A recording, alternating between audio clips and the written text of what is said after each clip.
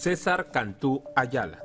Es biólogo por la Facultad de Ciencias Biológicas de la Universidad Autónoma de Nuevo León, México, doctorado en Zoología por la Facultad de Ciencias Formales y Naturales de la Universidad de Viena, Austria, y año sabático en la Facultad de Recursos Naturales de la Universidad de Idaho, Estados Unidos. Desde 1989 es profesor titular de la Facultad de Ciencias Forestales de la Universidad Autónoma de Nuevo León, impartiendo los cursos de Ecología, Gestión de Áreas Naturales Protegidas, Conservación de la Biodiversidad y Evaluación del Impacto Ambiental. Sus áreas de investigación versan sobre ecología animal, manejo de áreas naturales protegidas, evaluación de omisiones geográficas de conservación y conservación ecológica de especies amenazadas. Entre sus publicaciones, cuenta con 36 artículos en revistas indexadas, 4 libros y 22 capítulos de libros. De sus actividades de vinculación institucional destacan las siguientes: presidente del Consejo Asesor del Monumento Natural Cerro de la Silla de la CONAM, asesor de la CONABIO en materia de análisis de omisiones de conservación, asesor del Gobierno del Estado de Coahuila para la conservación de la biodiversidad mediante el establecimiento de corredores biológicos, presidente del Comité de Áreas Naturales Protegidas del Consejo Estatal Forestal de Nuevo León, miembro del Consejo de Áreas Naturales Protegidas del Gobierno del Estado de Nuevo León y actualmente es investigador nacional nivel 1 por el Sistema Nacional de Investigadores CONACYT.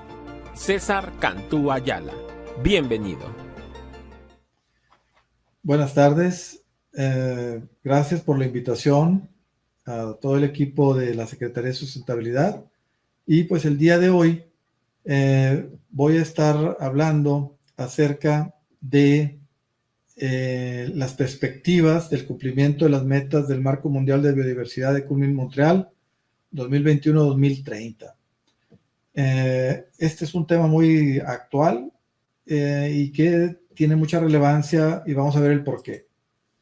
Bueno, pues hay que decir que este acuerdo hecho por parte de las Naciones Unidas en el marco de la Convención para la Biodiversidad Biológica fue acordado en las ciudades de Kunming, China y Montreal durante el periodo posterior a la pandemia, y en diciembre del año 2021 fueron presentados los resultados de estos acuerdos. Como antecedente, fueron 23 metas que se plantearon, que vamos a ver a continuación, pero déjenme decirles lo siguiente. Como antecedente de este acuerdo de Kunming-Montreal está el acuerdo de Aichi, nombrado así por la ciudad japonesa de Aichi, en el que se establecieron 20 metas para la década 2011-2020. Concluyó este periodo del 2011-2020 y esa década fue nombrada el decenio de las Naciones Unidas sobre la biodiversidad, dándole una especial atención a este aspecto que se encuentra tan amenazado. Bueno, de esas 20 metas, que entre ellas está el conservar la biodiversidad, concientizar a la gente, restaurar los ecosistemas, ampliar la red de áreas protegidas, etc. Solamente 6 se lograron parcialmente a nivel global. Y en México, 8 de estas metas marcaron una tendencia positiva en su cumplimiento y 4 metas con resultados intermedios, según la Comisión Nacional para el Conocimiento y Uso de la Biodiversidad. Es decir, no se cumplieron las metas. Aquí observamos en el marco las metas, en este caso de Aichi, las 20 que menciono: mayor conciencia sobre la diversidad biológica, valores de la diversidad biológica integrados, incentivos reformados, producción y consumo sostenibles, etc. Bueno, aquí vemos lo rojo es lo no cumplido a nivel mundial, lo amarillo tiene una tendencia parcialmente positiva y lo verde una tendencia positiva, y aquí observamos las 6 a nivel global que marcaron una tendencia positiva, y las verdes, en el caso de México, las 8 que marcaron que fueron cumplidas según la Comisión Nacional para la CONABIO.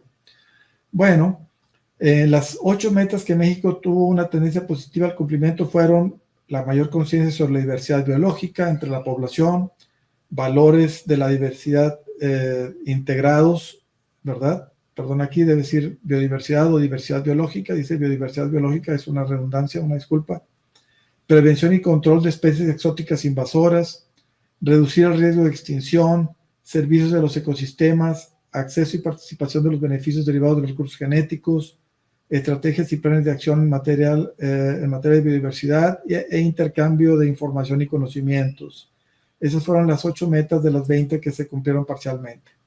Bueno, concluidas las metas de Aichi, empezamos las metas de Kunming-Montreal, y la década actual, 21-2030, ha sido denominada por parte de las Naciones Unidas como la década sobre la restauración de ecosistemas, dada la urgente necesidad que existe de proteger la naturaleza. Bueno, las metas de Kunming constan de 4 objetivos con una visión al año 2050 y 23 metas con visión al 2030. Los 4 objetivos son biodiversidad protegida, conservada y restaurada, uso sostenible de la biodiversidad y valoración de las funciones y servicios, beneficios de la utilización de recursos genéticos compartidos con pueblos indígenas y comunidades locales, e implementación, capacidad técnica, financiamiento adecuado y cooperación científica y tecnológica. Aquí tenemos las 23 metas. Como observamos, viene la planeación territorial, restauración, conservación 30x30, y estas 3 áreas de conocimiento sobre las cuales versa: reducir las amenazas a la biodiversidad, satisfacer necesidades de las personas mediante utilización sostenible y la participación de los beneficios, y herramientas y soluciones para la implementación y la integración. Entonces tenemos toda una serie de aspectos que se están contemplando para cumplir a nivel global, y cada país tiene que hacer su parte. Aquí tenemos las 23 metas y cómo están relacionadas con las metas originales, las 20 de Aichi. Observamos que la meta 1 de Aichi corresponde a las 16 en el caso de Kunming-Montreal, etc. Entonces, hay una, digamos, al no cumplirse, pues se repiten evidentemente, al no haberse cumplido en la década pasada. Bueno, la COP16 que acaba de concluir ahora en noviembre pasado, ¿verdad? En este mes de noviembre, octubre y noviembre se llevó a cabo, se establecieron los indicadores, se reunieron todos los países, ¿verdad? Que firmaron el convenio, casi 200 países, y se van a establecer los indicadores para las 23 metas. Ese es el compromiso. Hay que destacar, ¿verdad?, que otra COP, Conference of the Parties, ¿verdad?, la conferencia de las partes involucradas, los gobiernos, tiene la COP29 en este caso, que también acaba de concluir, del cambio climático. Se acordó triplicar el financiamiento a los países en desarrollo desde el objetivo anterior de $100 mil millones anuales a $300 mil millones anuales para el 2035. Menciono esto porque las reuniones se realizan por separado, aunque los problemas están relacionados evidentemente, y lo que encontramos es una visión ahora de financiar los proyectos que tengan que ver con el cuidado de la naturaleza para la recuperación del dióxido de carbono, sobre todo presente en la atmósfera, y con ello reducir la temperatura global. Bueno, ¿por qué se dan estas COPs, verdad? Hay que recordar que en el año 72, que fue precisamente el año donde se realizó la primer cumbre en Estocolmo sobre aspectos del ambiente, para el cuidado del ambiente, en ese mismo año se publicó el libro Los límites del crecimiento, el cual marcó una tendencia de una proyección sobre lo que va a suceder en el planeta por el rápido crecimiento poblacional que exige una enorme producción de alimentos, una industrialización para sostener un estilo de vida muy sofisticado que tenemos, que implica el uso de recursos naturales y la generación de contaminación. Bueno, este estudio fue muy importante porque marcó la pauta para definir una estrategia de reducir o mitigar los impactos que derivan de estos procesos en un mundo finito con un crecimiento que se pretende infinito, ¿verdad? Aquí tenemos este mismo año, en el 22, tuvimos el nacimiento de la persona 8,000 millones, y la tendencia es que cada 12 años, aquí estamos, 8,000 millones, y en los próximos 12 años, esto fue en el 22, estamos en el 24, tendremos 1,000 millones de personas más, y ya hay una ralentización del crecimiento poblacional, que como vemos aquí, partió del 1,000 millones de personas en el año 1805, ¿verdad? Y tardaron 120 años para incorporarse otros 1,000 millones de personas, llegar a 2,000 millones. Yo nací en este año, en 1960, precisamente cuando la población mundial alcanzó 3,000 millones de personas. Bueno, a partir de ahí, cada 12 años aproximadamente, hemos tenido la incorporación de 1,000 millones de personas más. Entonces, este es un problema muy importante, dada la enorme demanda de recursos que hacemos, y en México pues no estamos exentos de ellos. Somos actualmente 129 millones ya de habitantes, esto fue el 2020, para el 2050 vamos a llegar casi a los 150 millones de habitantes, y en el caso de Nuevo León pues tenemos problemas muy serios que esto detona, ¿verdad? Tenemos una tasa de crecimiento poblacional en la ciudad de Monterrey de 2.6% anual, que duplica, es más del doble de lo que la media nacional, que es del 1.2%.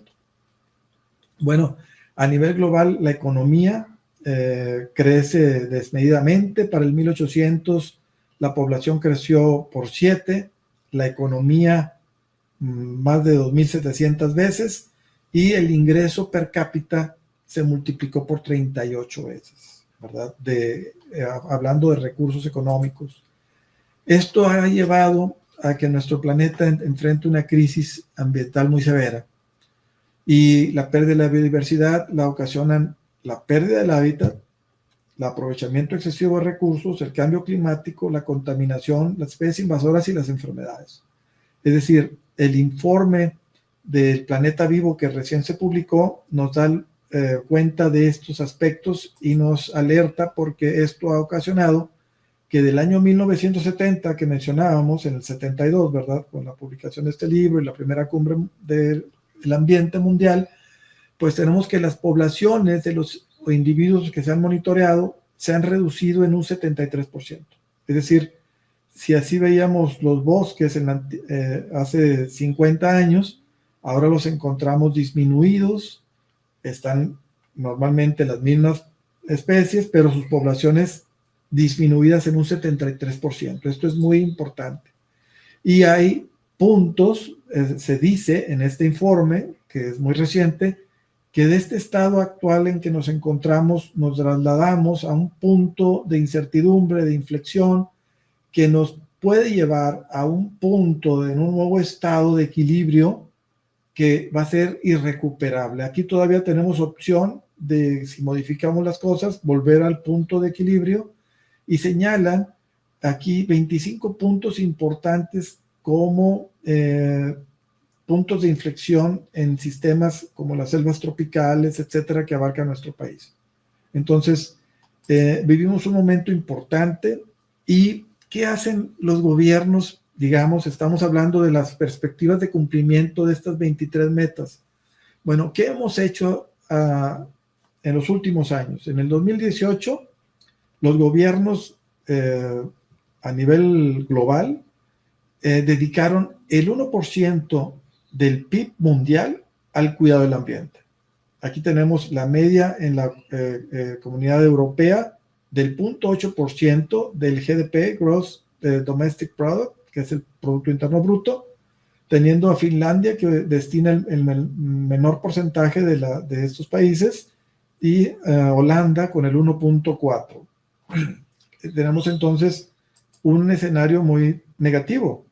En México, en la visión que se tiene para la biodiversidad para el año 2030, este informe realizado por el gobierno de México y académicos nos da muestra de que el crecimiento global continúa a un ritmo del 2% en promedio.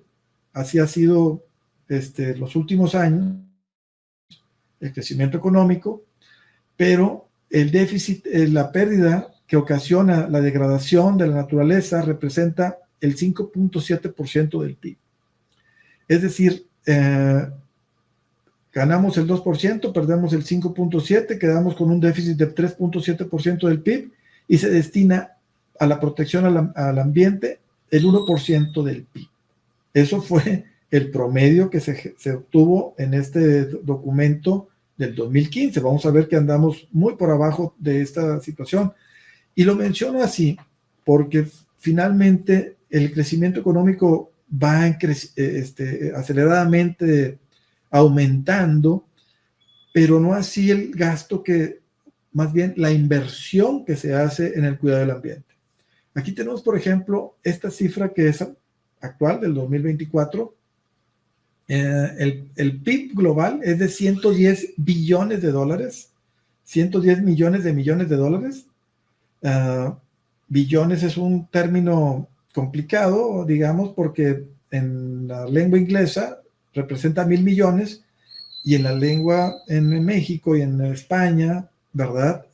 Representa 1 millón de millones, ¿verdad? Lo que es un billón. Lo que es 1 trillón en Estados Unidos es 1 billón para nosotros. Entonces tenemos que México, su economía representa el 1% de la economía global, Estados Unidos representa alrededor del 25%, es decir, 1 de cada 4 dólares que se generan de riqueza en el mundo es en Estados Unidos, 20 aproximadamente en China, son dos muy grandes economías, y lo que vemos es esto, que en la economía global se destinan en este estado de la financiación para la naturaleza, este informe que recién salió recientemente, tenemos que se financian, se subsidian aspectos industriales, servicios energéticos, bienes y raíces, etcétera, en el orden de 7 billones de dólares anuales, es decir, el 7% aproximadamente del PIB se dedican a subvenciones que son negativas a la naturaleza. Esto, ¿verdad? Lo que vemos es que las subvenciones perjudiciales para el medio ambiente en billones de dólares, pues dice que ha generado 90% de flujos públicos que se dirigen a combustibles fósiles y 20% a la agricultura con fertilizantes y pesticidas.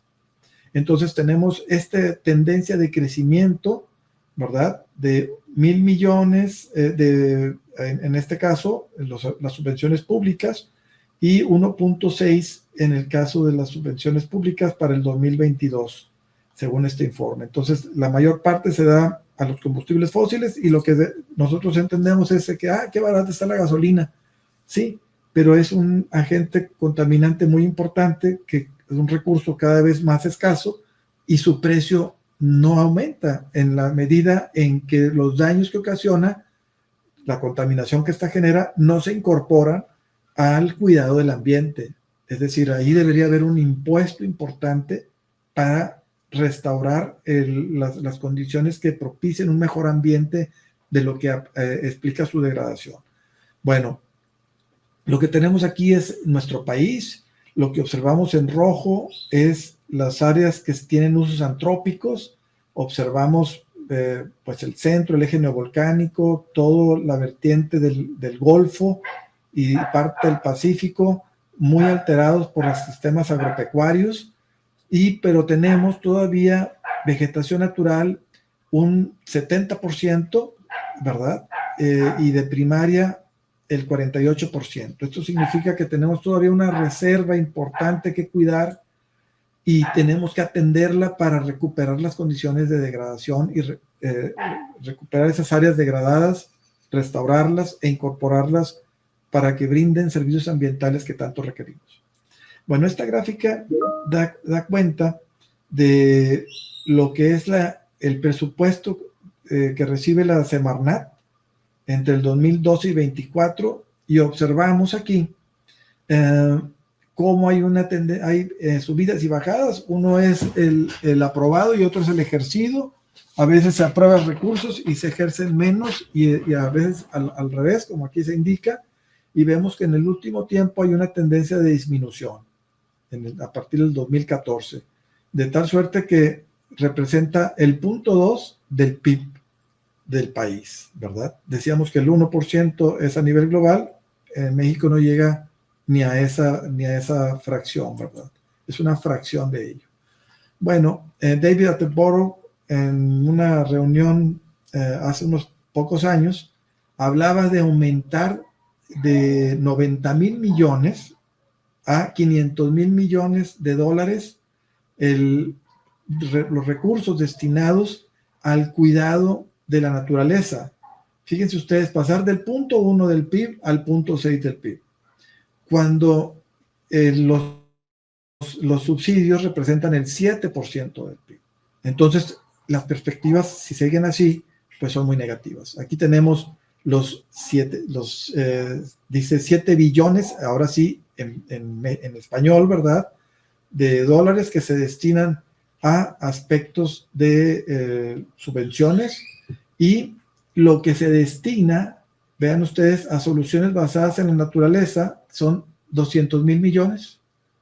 300,000 millones fue lo que aprobaron en la COP29 del cambio climático, cuando lo que actualmente se destina son 200,000 millones de dólares, y se requieren 542,000 millones de dólares, 3 veces más, para alcanzar, ¿verdad?, esta meta al 2050, es lo que se están señalando. Nos quedamos muy cortos en esos recursos, en esa previsión que se tiene. Bueno, aquí es las necesidades adicionales del 2022 y lo que se requiere para evitar la deforestación, conversión de los pastizales, evitar esta conversión, en áreas protegidas, en manglares, evitar su pérdida, mejorar las condiciones agrícolas, restaurar ecosistemas, manglares, praderas, etcétera. Todas las tareas de protección, gestión sostenible y restauración requieren 737,000 millones de dólares, ¿verdad?, que son la meta que se tiene para el año 2050, y pues es muy insuficiente respecto a lo que actualmente se destina a financiar, a subsidiar las energías fósiles, etcétera. Aquí tenemos el flujo de las soluciones basadas en la naturaleza, lo que representa la parte pública y los privados, es decir, 165 mil millones derivan de los flujos públicos y 35,000 millones de los flujos privados. Es decir, no todo le corresponde al gobierno, también le corresponde a las empresas participar, y aquí lo que tenemos es, por ejemplo, el Consejo Nuevo León como muestra, ¿verdad? Un estado como es Nuevo León, con un muy vanguardista en sus cuestiones financieras, industriales, pero vean ustedes en esta proyección, este plan estratégico que se hizo para el 2040, se contempla el área metropolitana de Monterrey, a la que se le destina una gran cantidad de recursos, no así a los ecosistemas silvestres que hay en el estado. Es decir, el área metropolitana de Monterrey, los municipios que la conforman y la mancha urbana, bueno, representa la mancha urbana apenas 1,000 kilómetros cuadrados, y ahí vive el 90% de la población, de tal suerte que lo que existe, este es el texto que dedicaron en ese documento de alrededor de 400 páginas a las áreas silvestres de Nuevo León. Es decir, una vacilada, muy poquito, ¿verdad? Bueno, pues esto tiene que cambiar. Yo confío en que lo hagan en estas nuevas reuniones que realizan para enmendar ese aspecto y destinar los recursos que requiere el Estado para garantizar su crecimiento económico, porque crecimiento es, bueno, es una palabra que deberíamos de modificar ya y decir desarrollo económico, porque el crecimiento lo hemos llevado de manera, pretendemos que sea infinito. Cada vez hablamos de cómo va creciendo la economía y debemos de pensar cómo se va desarrollando la economía para incluir dentro de la economía circular, que es lo que debemos aspirar, nuevos oportunidades de negocios para recuperar materiales de desecho, incorporarlos en nuevos usos, en su purificación y reintegración a los sistemas productivos, y de esa manera evitar la contaminación y que sea esta una oportunidad de negocio y de crecimiento, es decir, de generación de recursos, pero que representen el cuidado. Es decir, ese 1% del PIB debería crecer por mucho para que las actividades que se refieran al cuidado del ambiente las integremos a nuestra psique, a nuestra lógica de vida y económica, ¿verdad?, de los gobiernos y empresas. Bueno, aquí tenemos, vean ustedes, el presupuesto de egresos de la Federación para el 2024 con 70,482,469 pesos. Esto representa el 0.8% del gasto público total, ¿verdad?, que vemos aquí, y significan 549 pesos por persona por año, ¿verdad? Es decir, ese es el dinero que gasta nuestro gobierno federal para el cuidado del ambiente, 549 pesos por persona por año. Destina 3,430 para la educación, 758 para la salud, pero ven ustedes cuánto al cuidado del ambiente. Entonces, eso es a nivel federal. ¿Qué tenemos para este año próximo? Esta proyección que se hace no ha sido aprobada todavía por el Congreso federal, pero la proyección que se tiene del presupuesto que mandó el gobierno para sea aprobado por la Cámara de Diputados, nos indica que el medio ambiente va a disminuir su presupuesto en un 39%. Seguridad y protección ciudadana en un 36%. Todo lo que vemos en rojo es disminución. Lo que va a crecer es Comisión Federal de Electricidad, Poder Judicial, Infraestructura, Comunicación y Transporte, Desarrollo Agrario, Territorial y Urbano. Esas son las dependencias que van a verse favorecidas con un incremento en su presupuesto, y el medio ambiente va a disminuir los recursos. Entonces esto es una paradoja, porque vean, por ejemplo, aquí cómo va el presupuesto que se ejerce en la CONAM, que es la Comisión Nacional para las Áreas Naturales Protegidas, por hectárea. Cuando entró Julia Carabias en 1994, ¿verdad?, en el gobierno de Ernesto Zedillo, hizo un análisis y llegó a la conclusión de que se destinaban 8 pesos por hectárea por año de las áreas protegidas. Es decir, de su superficie total, 8 pesos por hectárea por año.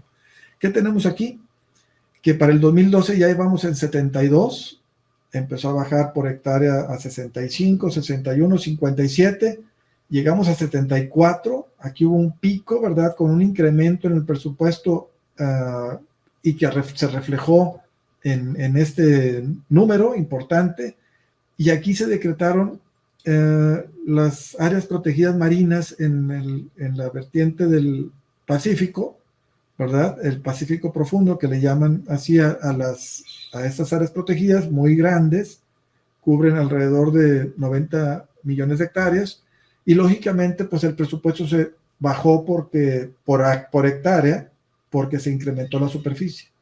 Es decir, aquí debería ir acompañado del incremento en la superficie de más recursos para su gestión adecuada, y no es así. Entonces aquí en el 18 la tendencia sigue bajando, y yo creo que vamos a llegar a unos 5 pesos por hectárea por año o menos en lo que viene para el futuro, ¿verdad?, en este año que está por aprobarse. No se ha hecho el balance, pero hay que esperar a ver ese dato. Y esto se refleja en la atención que damos a nuestras áreas importantes, donde se encuentra la diversidad biológica más exuberante, mejor conservada, que es la que nos brinda los servicios ambientales importantes que todos requerimos: agua limpia, aire puro, paisaje, hábitat para la fauna, suelo, regulación climática, etc. Bueno, a nivel global se destinan, por cada 100,000 hectáreas, hay 27 personas laborando. En México tenemos 6 personas. y este es el indicador de la falta de recursos para incorporar a más profesionistas y trabajadores en estas áreas tan importantes que son estratégicas. En el caso de Nuevo León, bueno, el presupuesto asignado a la Secretaría del Medio Ambiente es de 647,984,599 pesos. Esto fue para el año 2023, ¿verdad? Bueno, recordemos que no hubo presupuesto para el 2024, o sea, operaron con este mismo presupuesto para el año que está por terminar y están ahorita gestionando con el Congreso Estatal el presupuesto de 2025. ¿Qué representa? Pues el 0.46% del presupuesto estatal. Es decir, 46 centavos por cada 100 pesos que se gasta el gobierno estatal lo destina a esta Secretaría de Medio Ambiente, lo que representa 118 pesos por habitante. Bueno, la mayor parte de esto se queda en el área metropolitana de Monterrey porque muy poco se le destina a las áreas silvestres. De tal manera que Parques y Vida Silvestre recibe 55 millones, que representan 4 centavos, ¿verdad? Por cada 100 pesos que gasta.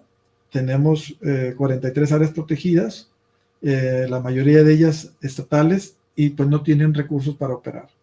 Representa 10 pesos por persona por año. Y vean ustedes qué curioso, el Parque Fundidora recibe 700 millones más que la Secretaría de Medio Ambiente, y ahí, que es un parque de 80 hectáreas, muy, muy importante y bonito, etcétera, pero no cumple con los requisitos para dar los servicios ambientales que se requieren en el Estado, ¿verdad? Es decir, atender el Estado plenamente. Ahí se realizan los Pal Norte, festivales, etcétera. Se piensa más en el negocio que en su función como parque, lamentablemente, ¿verdad? Y vean ustedes cómo supera el presupuesto de la Secretaría del Medio Ambiente. De hecho, a este parque se le acaba de otorgar el proyecto del Parque del Agua, creo que le llaman así, ese gran parque que se proyecta para lo que va a ser el Mundial de Fútbol en el 2026, y pues lo maneja esta entidad. Ahí lo dejo así, ¿verdad? Y vean, bueno, esto sería todo de mi parte. Agradezco su atención y que tengan un bonito día.